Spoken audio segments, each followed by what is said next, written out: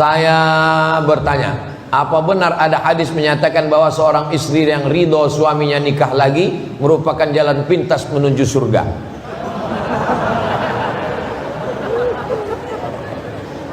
Siapa yang ikhlas istrinya, siapa yang ikhlas suaminya kawin lagi, maka cepatlah jalannya menuju surga. Kata satu blog, ada blog di internet itu menulis itu, saya baca. Lalu dibalas sama yang blog satu lagi, siapa yang ikhlas membawa istrinya belanja ke mall, maka dia masuk surga.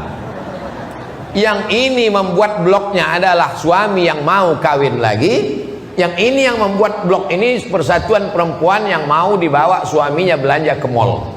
Jadi mereka ini perang, cuman bawa hadis, tak hadis siapa dibawanya.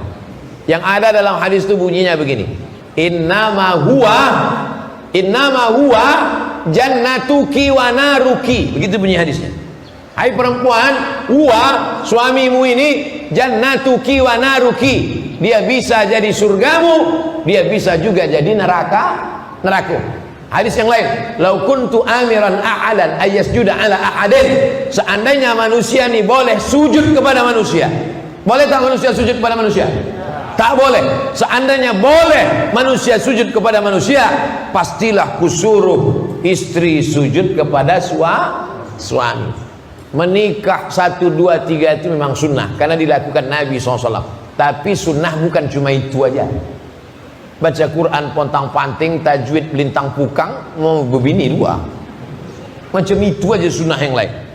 Menikah 2 itu sunnah. Mengejek poligami berarti mengejek, banyak yang setuju nih, mengejek sunnah. Tapi sunnah bukan itu saja.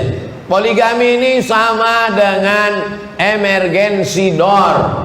Naik kita ke pesawat, apa kata pramugari? Ladies and gentlemen, all of our passenger, semua penumpang, kita punya 4 pintu, pintu depan dan pintu belakang. Masuklah dari pintu sebelah kanan. Tapi nanti kalau pesawat ini meledak, atau masuk jurang, atau masuk laut, maka dibuka pintu darurat. Ada yang darurat? Bukalah pintu itu. Nama pintunya pintu poligami. Poligami dibenarkan dalam Islam. Tapi ibu-ibu jangan takut, mereka ini tidak akan bisa nikah lagi sebelum ada surat tanda tangan matre 6.000 dari ibu yang dibawa ke pengadilan agama. Makanya ibu sebelum tidur yakinkan dekat tempat tidur itu tak ada matre. Karena kalau ada bahaya, mana tahu tengah malam. Hati-hati, waspadalah. Kejahatan terjadi bukan karena ada niat dari pelakunya, tapi karena ada materi 6.000. Waspadalah. Kabarnya tahun 2021 materi sudah jadi materi 10.000. Maksud saya bapak siapkan materi 10.000 karena yang 6.000 tak laku lagi. Karena banyak suami sekarang ini yang menggunakan dalil tersebut untuk meyakinkan istrinya. Apakah jika istri tersebut tetap menolak hingga sampai ke tahap gugatan termasuk kategori dosa besar? Hidup ini singkat, Bu.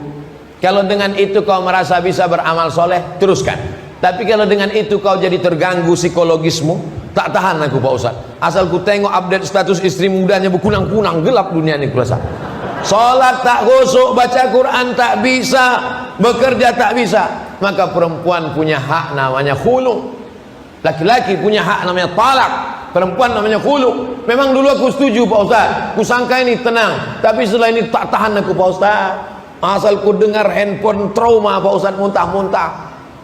Ada perempuan yang tahan, ada, bukan saya katakan tak ada, tapi ada yang tak tahan. Mudah-mudahan ibu-ibu ini semuanya yang tahan termasuk insyaallah. Amin. Takut mereka. Takut. Bapak ini ringan aja mengaminkan tadi. Amin gitu. Dia tak tahu kamera tertuju ke wajah dia. Ustadz, saya mau tanya, apa hukumnya orang baca surat Al-Ikhlas di atas batu-batu kecil lalu diletakkannya di atas kuburan? Boleh apa tidak Pak Ustadz? Yang ada dalam riwayat Abdullah bin Abbas membacakan ayat Quran ke air.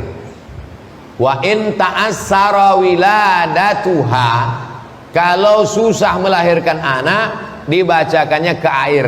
Dibacakannya ke air. Terserah apa yang mau dibacakan ke air. Ustadz, ini ada jamaah kita Pak Ustadz, istrinya anak dari jam 8 pagi dari tak lahir-lahir Pak Ustadz, tolong bacakan Pak Ustadz. Bingung saya, apa yang mau saya bacakan? Baca. Iza zulzilatil ardu zilzalaha wa akhrajatil ardu asqalaha. Kalau bumi itu sudah digoncangkan, keluarlah isi-isinya. Keluar isinya. Goncang keluar isi. Gitu. Boleh membacakan ayat kepada air. Adapun membacakan batu, mungkin dia tahu dalilnya, tapi saya tak melakukan itu. Saya melakukan yang tahu saya dalilnya, yang ada riwayat-riwayat dari Nabi dan sahabat Nabi. Tentang membacakan ayat, ada orang gila. Ada orang gila di kampung tuh, datang sahabat ini dibacakannya la Fatihah tak berhenti-berhenti sambil menahan air liur. Bismillahirrahmanirrahim. Alhamdulillahirabbil alamin arrahmanir rahim maliki yaumiddin iyyaka na'budu wa iyyaka nasta'in ihdinas siratal mustaqim. Bismillah sampai air liur banyak. Sudah banyak dikumur, dibacakannya, dihembuskannya ke orang gila. Sehat orang gila itu. Riwayat yang ketiga, Abdullah bin Abbas. Yang kedua tentang orang gila. Yang ketiga adalah kepala suku. Waktu itu sahabat Nabi mau menumpang tidur. Boleh kami numpang tidur sini? Tak boleh. Akhirnya pergilah sahabat Nabi dari. Ketika mereka pergi, datang orang menyusul dari belakang. Sahabat Nabi, ini kepala suku kami kena sengat kalajengking. Tolong kalian doakan. Balik lagi mereka, dibacakannya Al-Fatihah ke air, dikasihkan minum, disapukan ke bekas kalajengking tadi, sehat. Dikasih mereka kambing 30 ekor. Datang sahabat Nabi tadi bertanya ke Madinah, ya Rasulullah, ada kepala suku sakit kena sengat kalajengking, kami bacakan Al-Fatihah ke air, kami minumkan, kami usapkan, sehat dia, dikasihnya kami kambing 30 ekor. Boleh tak, halal tak kami terima kambing ini? Kata Nabi, kasihlah aku sebagian, kata Nabi SAW. Dia tak menanyakan apa hukum baca Fatihahnya, yang ditanyakannya apa hukum menerima kambing. Kata Nabi, bagilah aku sebagian. Itu menunjukkan boleh menerima upah dari ruqyah. Ustaz, kalau dikasih orang duit ruqyah, Ustaz terima? Enggak. 30 ekor kambing, mau. Bukan untuk saya serahkan ke tabung wakaf, biar dipotong dibagi ke fakir miskin, anak yatim. Saya untuk apa makan kambing? Kalau kita punya tabungan syariah Bank Riau Kepri, tahunya ada undian dapat hadiah, apakah uangnya itu riba Pak Ustadz?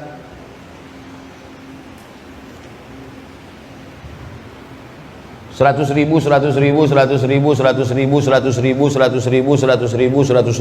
mengumpulkan duit 100.000 sebanyak 100 orang. Berapa hasilnya? 10 juta. 100.000 mengumpulkan 100 orang 10 juta. Habis itu mereka masukkan ikan emas ke dalam satu kolam besar, ikan itu kenyang, dipancing. Siapa yang dapat ikan ini dapat 10 juta. Itu judi, karena uang yang dikumpul tadi lalu kemudian dijadikan sebagai uang yang diputar, maka dia judi. 3 hari 3 malam menunggu tak dapat, ikan itu kenyang di bawah. Tengok ikan, kesian, aku kenyang ikan. Judi. Tapi kasusnya ini beda. Saya punya toko, jual TV, jual perabot dan lain sebagainya. Kemudian saya punya untung saya itu dapat 30 juta. Tidak ada hubungan dengan mereka, karena ini untung saya, punya saya. Lalu kemudian saya undi pembeli-pembeli saya, lalu kemudian mereka dapat umroh. Boleh apa tak boleh? Boleh, karena bukan uang yang diputar, tapi hasil keuntungan. Aslinya uang itu punya saya, milik saya. Begitu juga dengan ini, uang ini milik bank syariah. Bank syariah itu halal, karena bagi hasilnya itu mudharabah, karena bagi hasilnya itu murabahah. Dibenarkan menurut Dewan Syariah Nasional, menurut hukum Islam ahli-ahli fikih. Duit itu milik bank syariah, tapi karena dia mau menarik nasabah, diundi, maka hasilnya itu halal. Kalau tak mau terima, kasih ke saya. Pagi ini juga, secepatnya, sebelum merubah pikiran. Nanti langsung kita adakan penyerahan ke Yayasan Tabung Wakaf Umat. Saya tunggu. Bagaimana hukumnya kalau kita berobat dengan non-muslim? Kalau sudah mati semua dokter di Pekanbaru, tak ada lagi dokter Islam. Adalah dokter terakhir di dekat di dekat simpang Damai Langgeng. Begitu sampai di situ, dokter itu pun sakratul maut. Tak ada lagi, tinggallah satu-satunya ini, dan dia orangnya amanah. Saudara kita yang non muslim, la yanhakumullahu 'anil ladzina lam yuqatilukum fid din wa lam yukhrijukum min diyarikum. Kalau yang non muslim itu tidak mengusir kamu dari kampung halaman kamu, tidak membunuh kamu, tidak memusuhi agama kamu, tidak menyebarkan karikatur mengejek nabi kamu, dia baik dengan kamu. Antabarruhum, kau buat baik sama dia. Wa tuqsitu ilaihim, bersikap adillah kepada dia. Boleh dengan syarat dan ketentuan berulang. Baru saja dapat kabar, pagi ini saya habis dari masjid ini akan panen tanah wakaf kebun jeruk. Jadi kemarin itu kita menjual satu batang limau nipis 50.000. Hasilnya dibagi untuk penanam, untuk pemodal, untuk pewakaf yang akan digunakan untuk Yayasan Tabung Wakaf. Pagi ini mau panen, mau dihadiri oleh penasehat dari Dewan Dakwah, namanya Pak Bahtiar Bakar. Meninggal dia pagi ini. Niat baiknya sudah sampai. Untuk Pak Bahtiar Bakar dan orang-orang soleh. Al-Fatihah. A'udzubillahi minasyaitonirrajim. Bismillahirrahmanirrahim. Alhamdulillahirabbil alamin arrahmanirrahim maliki yaumiddin. Iyyaka na'budu wa iyyaka nasta'in shiratal mustaqim shiratal ladzina an'amta 'alaihim ghairil maghdubi 'alaihim waladdallin. Amin. Allahumma shalli ala sayyidina Muhammad wa ala ali sayyidina Muhammad.